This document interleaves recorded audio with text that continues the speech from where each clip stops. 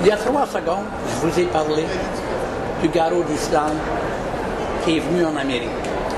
Je voudrais vous citer un extrait de ce livre où on dit qu'ils avaient fait une recherche en Islande sur ce que devenaient les oiseaux qui se reproduisaient là-bas. Et ils arrivent à cette conclusion. Une certaine propension de migration se dessinait à l'automne, alors qu'un millier de jeunes femelles vont hiverner au sud, ce qui est normal, ce qu'ils signalent par lettre à Austin Reed le 28 juin 1976.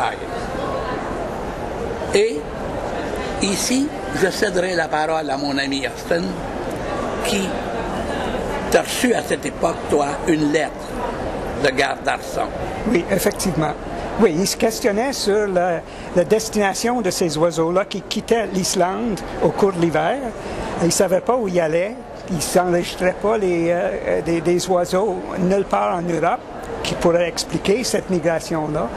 Alors, il se posait la question, est-ce qu'il est possible que ces oiseaux-là qui quittent l'Islande pourraient se rendre jusque dans l'estuaire du Saint-Laurent? Puis, à l'époque, je venais juste de compléter un inventaire des oiseaux, des canards de mer qui hivernaient dans le golfe et l'estuaire du Saint-Laurent, dans lequel, à notre grande surprise, on a détecté la présence d'à peu près 2500 garrots d'Islande qui hivernaient là. Alors, c'est une surprise. On savait qu'il y avait quelques garrots d'Islande qui hivernaient dans l'est de l'Amérique, mais jamais qu'on avait pensé qu'il y avait 2500. Et voilà, j'avais signalé ce fait à lui, puis il y a eu de la correspondance par la suite, et ça demeure un mystère. On n'a pas résolu le problème. On ne croit pas que ce soit les oiseaux qui quittent l'Islande qui hivernent là, mais ça alimente le mystère qui entoure le garrot d'Islande que vous décrivez dans votre livre. Et ça demeure toujours une question.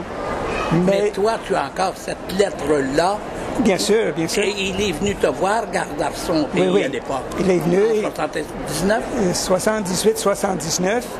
On a visité les lieux, on a regardé aux jumelles puis au télescope les garrots qui hivernaient là, puis il a examiné des spécimens qui étaient dans les collections au Canada, à Ottawa, puis dans la ville de Québec.